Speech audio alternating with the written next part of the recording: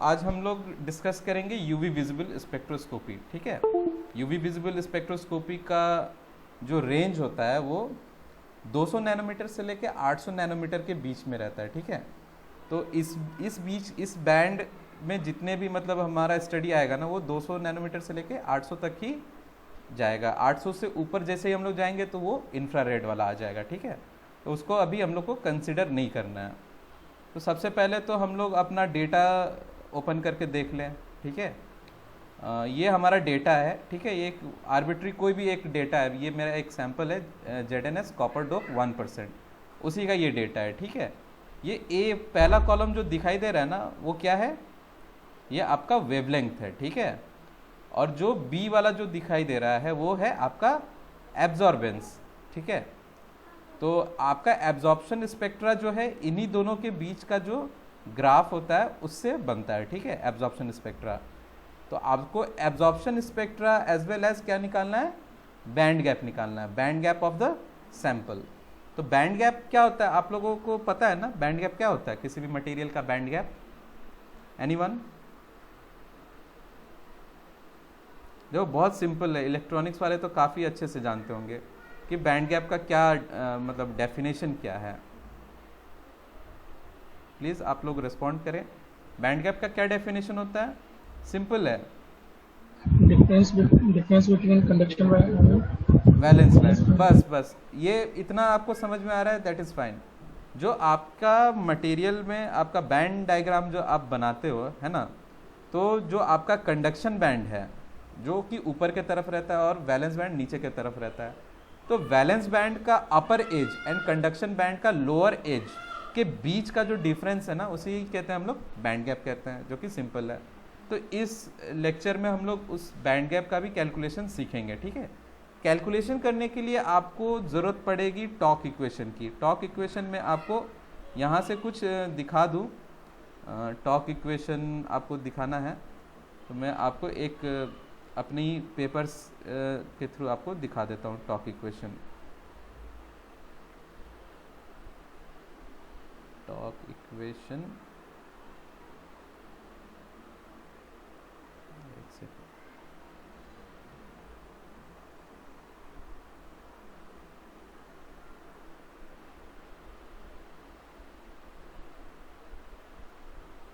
दिखाई दे रहा है आप लोग को?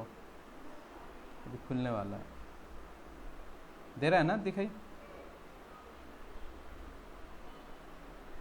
जी जी।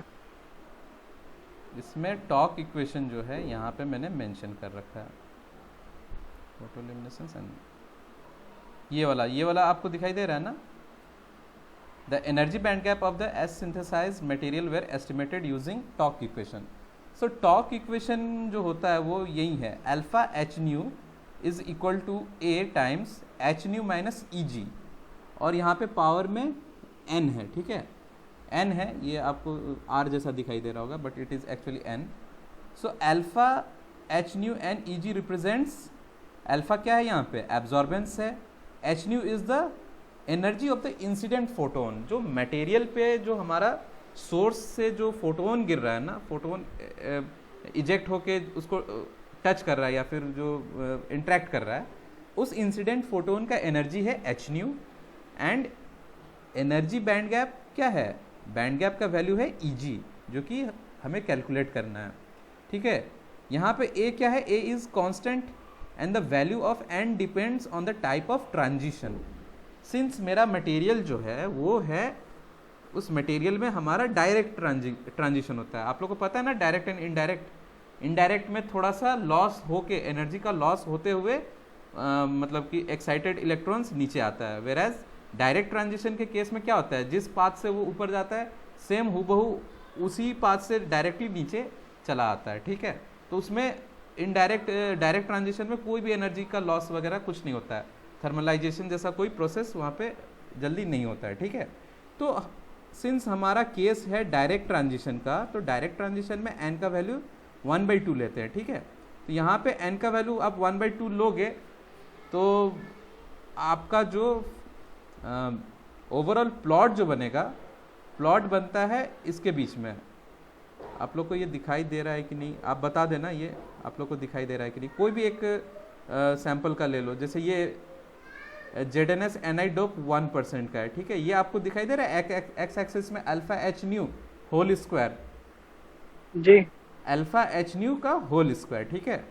और यहाँ पे वाई एक्स सॉरी ये वाई एक्सिस था, और एक्स एक्सिस में फोटोन एनर्जी, जो इंसिडेंट फोटोन का जो एनर्जी है वो आपका इलेक्ट्रॉन वोल्ट में है।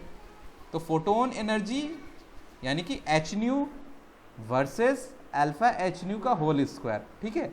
इन दोनों के बीच में हमें ग्राफ प्लॉट करना है, ठीक है। और ग्राफ प्लॉट करने के बाद से जो ये एक्स्ट्रापोलेशन जो होता है ना, एक्स्ट्रापोलेटेड कर्व जहाँ से वो मुड़ रहा है उसको एक्स्ट्रापोलेट करके खींचते हैं, और जो जिस पॉइंट पे एक्स एक्सिस को कट करेगा ना, वही हमारा होता है बैंड गैप का वैल्यू, ठीक है। अभी बताते समय आपको शायद थोड़ा सा लग रहा होगा कि नहीं समझ में आ रहा है, बट कोई बात नहीं है, मैं आपको करके जब दिखाऊंगा तो आप समझ जाओगे, ठीक है। तो सवाल यहाँ पे क्या है, अब हमारे पास क्या है, यहाँ पे देख लो, ये है हमारा लैम्डा और ये है अल्फा, लेकिन हमें क्या चाहिए, हमें चाहिए total alpha h nu. So अब हमें अल्फा एच न्यू का whole square as well as h nu, ये दोनों वैल्यू चाहिए। ये दोनों वैल्यू होगा तो ही हमारा टॉक प्लॉट बन पाएगा, ठीक है। और सिंपल एब्जॉर्बेंस आपको जो देखना है ना, देखो ये एब्जॉर्प्शन स्पेक्ट्रा है। सिंपल अल्फा का वैल्यू यहाँ पे क्या है, वाई एक्सिस पे है, और वेवलेंथ एक्स एक्सिस पे है। इसको प्लॉट करेंगे तो डायरेक्ट एब्जॉर्प्शन स्पेक्ट्रा प्लॉट हो जाएगा, ठीक है। तो ये भी प्लॉट हम लोग सीखेंगे। तो फाइनल प्लॉट करने से पहले हम लोग पहले कैलकुलेशन कर लेते हैं, ठीक है। तो कैलकुलेशन के लिए एक यहाँ पे एक नया एक्सेल शीट हम लोग ओपन कर लेते हैं, ठीक है। इसका फाइल का नाम हम लोग सेव कर देते हैं, इसका कुछ भी नाम दे सकते हो आप अपने मन से, जैसे कि यहाँ पे मैंने दे दिया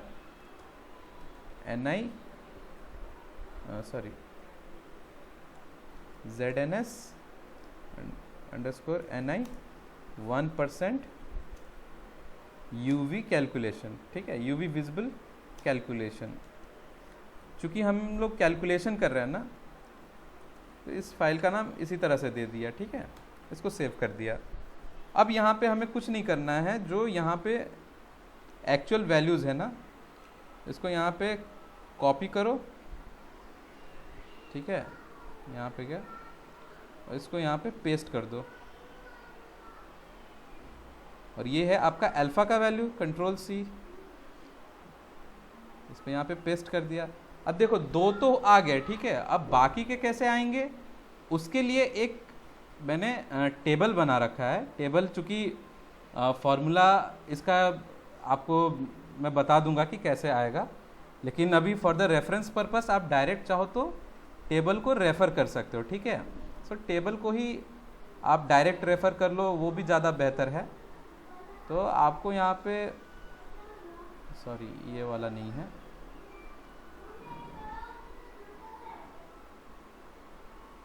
हाँ यहाँ पे आपको दिखाई दे रहा होगा, देखो कैलकुलेशंस के कई सारे मैंने अलग अलग फाइल्स बना रखे हैं, ठीक है। कोई भी एक कैलकुलेशन का कोई भी फाइल देख लो, जैसे ये 4% का कैलकुलेशन है, इसको हम लोग देख लेते हैं। ये आप लोग को दिखाई दे रहा है ना, ये बस रेफरेंस पर्पस के लिए मैंने इसको निकाल रखा है। तो ये अल्फा, ये ए वाला जो है वो क्या है, हमारा लैम्डा है, ठीक है, वेवलेंथ। बी कॉलम में क्या है, बी कॉलम में हमारा एब्जॉर्बेंस है जो कि अल्फा है। तो लैम्डा पता है, अल्फा पता है। अब सी कॉलम को देखो मैंने क्या लिखा है, सी कॉलम का यहाँ पे एक फंक्शन का फॉर्मूला मैंने दे दिया है, is equal to 3 divided by A1 into 100, ठीक है। इसका मैं सबसे लास्ट में आपको बता दूंगा कि इसका क्या मतलब है और कैसे वो निकल रहा है, ठीक है। लेकिन आप यहाँ पे डायरेक्ट समझ जाओ, is equal to 3 divided by A1 into 100 आपको लिखना है। आप सिंपल अपना वाला जो कैलकुलेशन कर रहे थे ना, उसको यहाँ पे सेलेक्ट करो और यहाँ पे आप fx का वैल्यू यहाँ पे दे दो, is equal to 3 divided by A1 और इसको आप मल्टीप्लाई कर दो इंटू 100, ठीक है। एंटर करोगे तो ये वैल्यू आ गया, ठीक है। करेक्ट है ना, आप लोग को समझ में आ रहा है ना क्या मैं कर रहा हूँ? जी जी। यहाँ पे आपको कुछ भी नहीं करना। ये जो A1 जो है ना, ये वाला पहला जो है वो A1 है। थोड़ा सा अगर आप लोग को एक्सेल की समझ ना हो ना, तो एक्सेल की कुछ बेसिक वीडियोस वगैरह देख लेना, ठीक है। तो ये वाला हमारा जो बॉक्स है ना, उसका नाम है A1, ठीक है। A1 की वैल्यूज़ को हमने यहाँ पे यूज़ किया, और इसका कन्वर्जन फार्मूला क्या है, is equal to 3 divided by A1 into 100, ठीक है। अब चूंकि अगर हम लोग चाहते हैं कि अब हमारे यहाँ तो ये एक के लिए है ना, अभी सभी के लिए कैलकुलेट करना होगा, तो क्या करेंगे, इसका सिंपल तरीका यहाँ पे ये इसको है। ड्रैग हाँ, इसको करेंगे। ड्रैग करके ऐसे खींच देंगे ना नीचे की तरफ, तो ये जी डायरेक्टली ये सभी के लिए कैलकुलेट करके आ जाएगा आपका, ठीक है। अब देख लो कितना, 3000 से ऊपर, करीब 4000 के आसपास होगा शायद, या उससे उससे ज़्यादा ही है, 6000, ठीक है। यहाँ तक आ गया, तो ये लास्ट वैल्यू आपका 1.5 तक आ गया, ठीक है। सिमिलरली अब आपको आगे वाला कैलकुलेशन करना है, ठीक है। ये वाला डी, कॉलम डी का कैलकुलेशन में आपको यूज़ करना है, यहाँ से देख लेते हैं, क्योंकि मुझे भी याद नहीं रहता है तो मैं हमेशा इसको रेफर करता हूँ। Is equal to 6.626 into C1 divided whole divided by 1.6, ठीक है। अब यहाँ पे चूंकि आप लोग अगर थोड़ा बहुत भी प्लैंक्स कांस्टेंट h का जो वैल्यू होता है 6.626 है ना, इंटू 10⁻⁻34 जूल सेकेंड, यही होता है ना। तो इसका जो आपको यहाँ पे कभी भी आपको यूनिट्स वगैरह नहीं दिखाई देंगे, ठीक है। ये थोड़ा सा मॉडिफाई किया हुआ फॉर्मूला है, लेकिन ये इसी से निकल जाता है। जब आप एक्चुअल में कैलकुलेशन करोगे ना, तो आपको पता चलेगा कि पावर्स जो हैं वो आगे चल के वो कैंसिल हो जाते हैं, ठीक है। तो आपको सिर्फ और सिर्फ इतना से ही काम करना है, ठीक है। तो आप ये वैल्यू आप यहाँ पे रखते हो, ठीक है। आप अपने वाले फाइल के लिए आप यहाँ पे वैल्यू रख दो, इज इक्वल टू ब्रैकेट 6.626, और उसके सॉरी ये पॉइंट नहीं है, 6.626 इंटू क्या है, C1 C1 और उसके बाद whole divided by 1.6। Whole divided by 1.6। अब 1.6 ये 1.6 पता है क्यों आता है, 1.6 इज बेसिकली जब आप एनर्जी को जूल से आप जब इलेक्ट्रॉन वोल्ट में कन्वर्ट करते हो ना। आप थोड़ा सा गौर फरमाएं, यहाँ पे आपका जो भी ये जो है ना, मतलब आपका यूनिट जो है फोटोन का, फोटोन एनर्जी की यूनिट है आपकी इलेक्ट्रॉन वोल्ट पे, ठीक है। लेकिन चूंकि हमारे पास लैम्डा किस में है, लैम्डा तो हमारे पास तो नैनोमीटर में दे रखा है, और अगर उसको कन्वर्ट करके हम लोग सिंपली मीटर में भी करेंगे, तो जो भी एनर्जी का कैलकुलेशन आएगा वो आएगा आपका जूल में। Reason is that because we are using Planck's constant, और प्लैंक्स कांस्टेंट का भी जो वैल्यूज वगैरह दे रखा है वो जूल के टर्म्स में दे रखा है। तो आपका एनर्जी चूंकि आपको जूल में नहीं चाहिए, आपको चाहिए इलेक्ट्रॉन वोल्ट पे, सो ये फैक्टर इससे डिवाइड किया जा रहा है। अब इलेक्ट्रॉन वोल्ट का जो ये फैक्टर है 1.6 इंटू 10⁻⁻19, और जो ये आपका आ रहा होगा क्या कहते हैं, प्लैंक्स कांस्टेंट से आ रहा होगा, प्लस ये आपका चूंकि मीटर में भी आप इसको कन्वर्ट करोगे तो ये नैनोमीटर से आपको फिर वहाँ पे चेंज करना पड़ता है। सो अगेन मैं आपको समझा दूंगा कि वो कैसे आ रहा है, बट अभी टाइम के लिए आप इसको समझ जाओ, ठीक है। तो ये क्लियर है ना, क्लियर, हेलो जी सर। क्लियर है ना। तो यहाँ जी पे जी। डी वाले कॉलम पे is equal to 6.626 into C1 whole divided by 1.6 कर दिया। सिमिलरली अब इसको ड्रैग कर लेते हैं नीचे तक, ठीक है। ये देखो बहुत बड़ा, मतलब बहुत अच्छा तरीका है, मतलब एक्सेल का मुझे तभी पता चला रियल एडवांटेज, जब ऐसे ड्रैग करके सारा कैलकुलेशन करना रहता है ना, तभी वो मतलब कि असली मज़ा उसी में आता है। क्योंकि आपको अगर ज़रा सोचो, ऐसे 6000 पॉइंट्स के लिए आपको एक एक के लिए कैलकुलेट करना पड़े तो कितना मुश्किल होगा। सिमिलरली कॉलम ई का हम लोग देख लेते हैं। कॉलम ई में क्या लिख रखा है, is equal to B1 divided by 4। Simply इसको लिख लेते हैं, ठीक है। इसको यहाँ पे जाओ, is equal to B1 divided by 4, ठीक है। अब B1 पता है क्या है, यहाँ पे ये वाला एब्जॉर्बेंस था, है ना। अब आप खुद सोचो, इसका रेसिप्रोकल लूंगा तो क्या निकलेगा, दिमाग लगाओ, ट्रांसमिटेंस निकलेगा ऑब्वियसली, और यहां से मैंने एक कॉलम ट्रांसमिटेंस के लिए भी निकाल दिया, ठीक है। हालांकि अगर ट्रांसमिटेंस स्पेक्ट्रा दिखाने की जरूरत पड़े तो ही मतलब दिखाना है, अदरवाइज हमें कोई एक दिखाने से हो जाता है, क्योंकि इसका मेन यूज जो है ना, sorry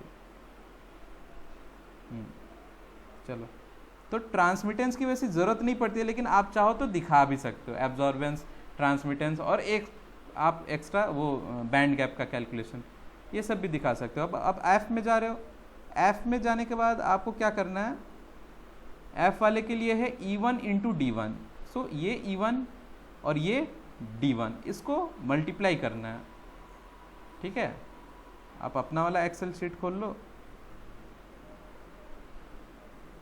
is equal to E1 into D1, ठीक है। कैलकुलेट कर लिया E1 और D1, ऐसे ही करके आपका, जैसे अब ये सेकेंड वाला है ना, तो ये E2 इंटू D2 को कैलकुलेट करेगा, सेम इसी फॉर्मूला आपको यूज़ करना है। बाकियों के लिए तो आप ऐसे ड्रैग कर लो, ये चला गया सारा का सारा।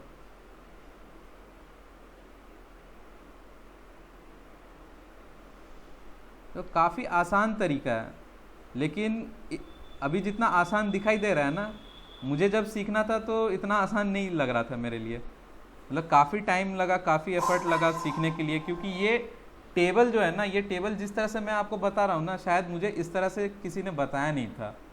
ये एक एक करके ही आपको डिड्यूस करने के बाद से ये चीज़ें समझ में आने लगी। और प्लस पॉइंट डॉक्टर तिवारी का भी इसमें काफ़ी रोल था, उन्होंने भी काफ़ी हेल्प किया इस चीज़ को समझाने के लिए, ठीक है। अब जी पे क्या लिखेंगे, F1 इंटू F1 सिंपली। अब यहाँ पे लिख दो F1 इंटू F1, ठीक है। अब यहाँ पे आप लोगों को कुछ समझ में आ रहा होगा, स्क्वायर वाला टर्म अब हमारा बन चुका है, आ रहा है कि नहीं समझ में। अल्फा एच न्यू जो है आपका बन गया है, बस एच वाला वो कॉलम जैसे ही ख़त्म होगा ना, मैं आपको समझा दूंगा कि कौन कौन से कॉलम को यूज़ कर रहे हैं हम लोग। फिर से यहाँ पे स्टार्टिंग पे आ जाते हैं, और एच वाला कॉलम है, एच वाले कॉलम के लिए हमने यूज़ किया है is equal to 1/B1, is equal to 1/B1, ये क्या था, सॉरी B1/4, B1/4 नहीं, ये B1/4 जो हम लोगों ने यूज़ किया है ना, ये अलग है। ट्रांसमिटेंस वाला कॉलम ये है 1/B1, गलती में बोल रहा था, ठीक है। ये 1/B1 जो हमने वो ई कॉलम के लिए B1/4 किया था, वो एग्जैक्टली क्या चीज है? वो मैं बताता हूँ आपको, बताता हूँ, पहले मैं उसको कर लेता हूँ, ठीक है। 1/B1 है ना, हाँ, ये एच वाला जो कॉलम है ना, वो एग्जैक्टली आपका ट्रांसमिटेंस के लिए है, ठीक है। तो ये वैल्यूज़ जो हैं ट्रांसमिटेंस के आएंगे।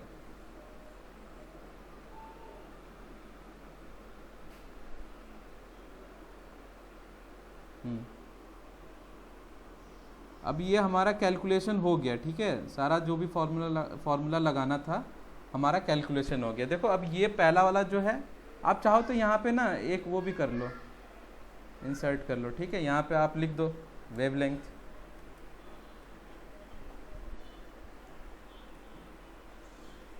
ठीक है, ये वेवलेंथ है। ये वाला क्या है, एब्जॉर्बेंस है। और ये वाला क्या है, ये वाला एब्जॉर्बेंस, तो ये वाला ट्रांसमिटेंस हो जाएगा, ठीक है। ये क्लियर है ना। कॉलम ए वेवलेंथ है जो कि नैनोमीटर में है, कॉलम बी एब्जॉर्बेंस है, ठीक है, कॉलम एच ट्रांसमिटेंस है। अब सवाल ये उठता है कि CDEFG ये क्या है, ठीक है। और जो हमारा टॉप प्लॉट में जो प्लॉट करना है वो किस किस कॉलम के बीच करना है। तो देखो C जो है, C क्या है हमारा, C का वैल्यू लिखा था is equal to 3 divided by A2 into 100। ये जब ये पता है ये फॉर्मूला कैसे आ रहा है, ये फॉर्मूला आपका एक्चुअल में आ रहा है, आप जरा रिकॉल करो जो आपका एनर्जी और वेवलेंथ का क्या रिलेशन होता है बताओ, anyone? Energy E is equal और to h by lambda. Is equal to, hc by lambda. हाँ, तो E is equal to h c by lambda, ठीक है। और यहाँ पे हमें निकालना क्या है, E ही निकाल रहे हैं ना बेसिकली। जो आपका E जो आया ना फोटोन का एनर्जी, वो ये है, ठीक है, ये वाला वैल्यू है। लेकिन यहाँ पे अभी हम लोग क्या निकाल रहे हैं, यहाँ पे हम लोग का निकल रहा है C है और C और लैम्डा है। समझ में आ रहा है कि नहीं? 3 कैसे आ रहा है, 3 जो है आपका स्पीड ऑफ लाइट है, ठीक है। 3 इंटू 10 टू द पावर 8 आता है ना, हेलो, जी 3 जी into 10 to the power 8 metre पर सेकेंड आता है ना स्पीड ऑफ लाइट। और जी E इज इक्वल टू, आप लोग पेन एंड पेपर आप लोग लिख के मतलब लेके बैठो, ठीक है, क्योंकि मैं इतना बोल रहा हूँ ना, अगर आप डायरेक्ट ऐसे सुनोगे it is just similar to the telephonic call, तो आप लोग पूरा समझ नहीं पाओगे। तो हो सके तो आप लोग लिखना भी शुरू कर दो। E is equal to h c by lambda है, ठीक है, क्लियर। अब आपका ऊपर में क्या है, आपका ऊपर में है C है, E is equal to h c by lambda. Lambda आपका डिनोमिनेटर में है ना, नीचे है, और C आपका ऊपर है। तो अभी जो कॉलम C में जो मैंने कैलकुलेट कर रखा है ना, वो C बाई लैम्डा का ही वैल्यू कैलकुलेट कर रहा है। अब C का वैल्यू आप लोग रख लो 3 into 10 to the power 8, and lambda कितना है 800 नैनोमीटर, 800 नैनोमीटर। तो नैनोमीटर यानी कि 800 इंटू 10 टू द पावर -9 आएगा। अब इसको आप कैलकुलेट करो क्या आएगा एग्जैक्टली, 3 का 3 तो रह ही जाएगा और 800 भी रह गया, तो 3 क्या है यहाँ पे, 3 का 3 तो यहाँ पे रह गया, फॉर्मूला में दिखाई दे रहा है ना। और A2 क्या है, A2 है हमारा 800, क्लियर। अरे बाबा बोलो ना हाँ या ना, क्लियर नहीं है तो मैं फिर से बताऊंगा। उतना टेंशन नहीं है कि वीडियो लंबा जाएगा या छोटा जाएगा, ओवरऑल पर्पस ये है कि आप लोगों को समझ में आना चाहिए, ठीक है। सो 3/800 तो ये समझ में आ रहा है ना, A3 डिवाइडेड बाई A2, ये तो हो गया। अब आप 10 टू द पावर 8 ऊपर में है और नीचे में कितना है 10 टू द पावर -9 है। आप इसको आप सॉर्ट आउट करो, इसको ये करो, ये वाला वैल्यू कितना जा रहा है, पावर कितना आ रहा है, पावर ओवरऑल पावर कितना आ रहा है 10 टू द पावर 8 ऊपर है और नीचे में 10 टू द पावर -9 है, तो ये ऐड हो जाएगा ना सिंपली, 8 और 9 ऐड हो गया, तो सिंपली 10 टू द पावर 17 आ गया ना। जी जी 10 टू द पावर 17 आ गया। अब आप लोग ये पूछोगे कि सर आपने 10 टू द पावर 17 तो बताया नहीं है, आपने तो डायरेक्ट यहाँ पे 100 से मल्टीप्लाई किया है। सो अब ये 100 से क्यों मल्टीप्लाई कर रहा हूँ, रीज़न इज दैट कि जब आप ये D वाला कॉलम देखो यहाँ पे 1.6 और यहाँ पे क्या वैल्यू आएगा, ये वाला वैल्यू आप इसको आप करोगे ना 1.6 इंटू 10 टू द पावर 17 कहाँ आता है भैया, 19 आएगा ना। 1.6 कूलम्बिक चार्ज कितना होता है, जी जी जी जी 1.6 into कूलम्ब का 1.9 कितना होता है, जी 19 हाँ, तो वो वही आएगा 1.6 इंटू 10 टू द पावर 19 आएगा, ठीक है। और 10 टू द पावर 19 आपका यहाँ पे डिनोमिनेटर में है और ऊपर में कितना है, ऊपर में है 10 टू द पावर -34, जो कि किस चीज़ से आ रहा है, प्लैंक्स, किस चीज़ से आ रहा है, प्लैंक्स कांस्टेंट से आ रहा है, प्लैंक्स कांस्टेंट से। हाँ, तो प्लैंक्स कांस्टेंट का 6.626 इंटू 10 टू द पावर -34, और ये हो गया h का वैल्यू हो गया। और C बाई लैम्डा कौन सा है, C बाई लैम्डा वही C2 जिसको हम लोग कह रहे थे C2, जो कि C बाई लैम्डा है, C बाई लैम्डा। और ये डिवाइड हो रहा है overall 1.6 into 10 to the power sorry -19 होता है ना, मैं गलत बोल रहा था, 19 बोल रहा था, -19 होता है, ठीक है। जी जी पेन पेपर पे आप थोड़ा सा इसको कैलकुलेट करके देखो 6.626 into 10 to the power minus 34 divided by 1.6 into 10 to the power minus 19, इसका कितना बच रहा है ऊपर में, पावर कितना आएगा, 10 to the power minus 34 into 10 to the power 19, और यहाँ C2 वाले से आएगा 10 टू द पावर 17 आ रहा है ना, 10 टू द पावर 17 का भी आएगा C2 वाले से, जो कि हमने कॉलम सी में दिखाया नहीं है बेसिकली। अब आप इसको कैलकुलेट करो, 10 to the power minus 34 into 10 to the power 19 into 10 to the power 17 कितना आएगा, 100 आ जाएगा। आ रहा है ना जी एग्जैक्टली 100 आ रहा है, जी एग्जैक्टली 100 आ रहा है। जी जी 34, 19 और 17 है ना। हाँ माइनस 34 प्लस 19 प्लस 17 प्लस 17 जी कितना आ रहा है, 10 to the power 2। 10 to the power 2। तो अब ये 10 टू द पावर 2 जो है वो कॉलम सी में आप सॉरी कॉलम सी में जो ये 100 दिख रहा है ना, दिख रहा है, जी जी हाँ तो जी। ये वही है 10 टू द पावर 2 जो ओवरऑल पावर्स के कैलकुलेशन एंड कैंसलेशन के बाद में जो 10 टू द पावर 2 आ रहा है ना, वो यही 100 है, ठीक है, क्लियर। जी तो ये 100 क्यों आया, वो चूंकि हमारा Planck's constant, velocity of light, ठीक है, और वेलोसिटी ऑफ लाइट के बाद से जो हमारा नैनोमीटर का कन्वर्जन था वो, as well as electron volt में जो इलेक्ट्रॉन वोल्ट के कन्वर्जन में जो 10 टू द पावर माइनस 19 आ रहा है ना, तो वो सारे का ओवरऑल कंबाइंड हमारा जो निकलेगा वैल्यू निकलेगा वो 10 टू द पावर 2 ही रह रहा है। तो ये 10 टू द पावर 2 आप यहाँ पे आप मल्टीप्लाई कर दो कॉलम 3 में, सी में, या फिर कॉलम डी में मल्टीप्लाई कर दो, it will not create any difference, clear. जी जी ये मैंने जी समझ गया, समझ गया। समझ में आ गया ना। ये A2 मैंने फिर कैसे लिख दिया यहाँ पे D, वो क्लिक कर दिया ना इस ये पे। जो आपने 1 में वेवलेंथ एब्जॉर्बेंस लिखा है तो वो सब वैल्यूज 2 में शिफ्ट हो गए हैं, इसलिए ये खुद से A2 हो गया है। अभी तो ओके। सही है ना, हाँ अभी तो सही है, हाँ सही है सही है, हाँ तो ये समझ में आ रहा है ना, ये वाला 3 is equal to 3 divided by A3 into 100, तो 100 वाला फैक्टर हमारा इसीलिए यहाँ पे मल्टीप्लाई किया गया, ठीक है। तो ये डायरेक्टली आपका वेवलेंथ से ही हम लोगों ने कैलकुलेट किया है, अभी एब्जॉर्बेंस का कोई रूल ही नहीं आया।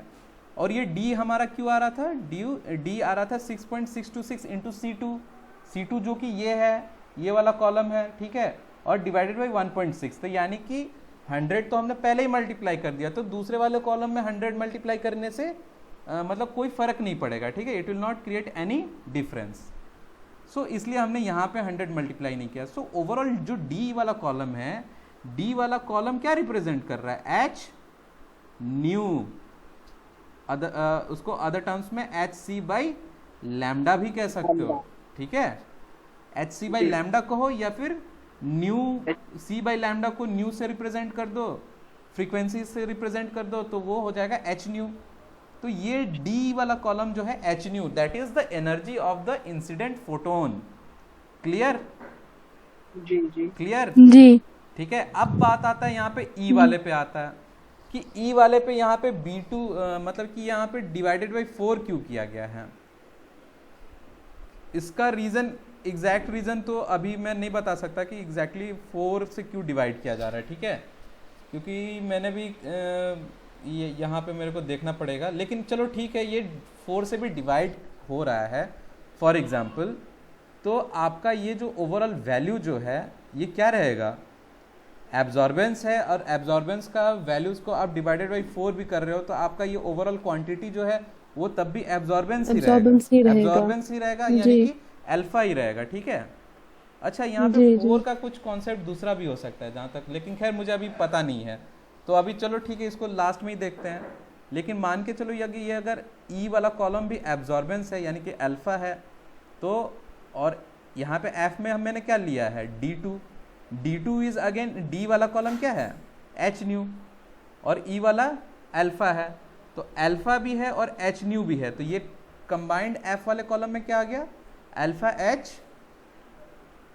एच न्यू आ गया, सिंपल, ठीक है। हेलो जी अल्फा एच न्यू आ गया ना, और जी वाले कॉलम पे जी आप इसका स्क्वायर ले लो तो अल्फा एच न्यू का होल स्क्वायर एच आ न्यू गया, स्क्वायर। ठीक है। ये 4 वाले का कॉन्सेप्ट क्या है मैं इसको देख के आपको फिर से बता दूंगा, ठीक है। लेकिन ऑनेस्टली ये मुझे भी अभी नहीं पता है कि 4 का यहाँ पे क्या कॉन्सेप्ट लिया जाता है, इसको क्यों रिड्यूस किया जा रहा है, ठीक है। तो ओवरऑल हमको यही देखना है कि कॉलम जी और कॉलम डी के बीच में ग्राफ प्लॉट करना है, because D is h nu and G is alpha h nu, ठीक है। अच्छा यहाँ पे कुछ ट्रांजिशन का भी ट्रांजिशन में तो वही 1/2 लिया था तो वो स्क्वायर तो आ ही गया, नहीं फिर वहाँ पे कुछ नहीं है, ये कुछ किसी दूसरे कारण से होगा, तो मैं इसको आपको बाद में बता दूंगा, ठीक है। यानी कि सभी को 4 से डिवाइड कर रखा है, चलो कोई फ़र्क नहीं पड़ता है उससे, ये ओवरऑल क्वांटिटी आपका एब्जॉर्बेंस ही है, ठीक है। And F is the alpha h nu and G is alpha h nu whole square. तो अब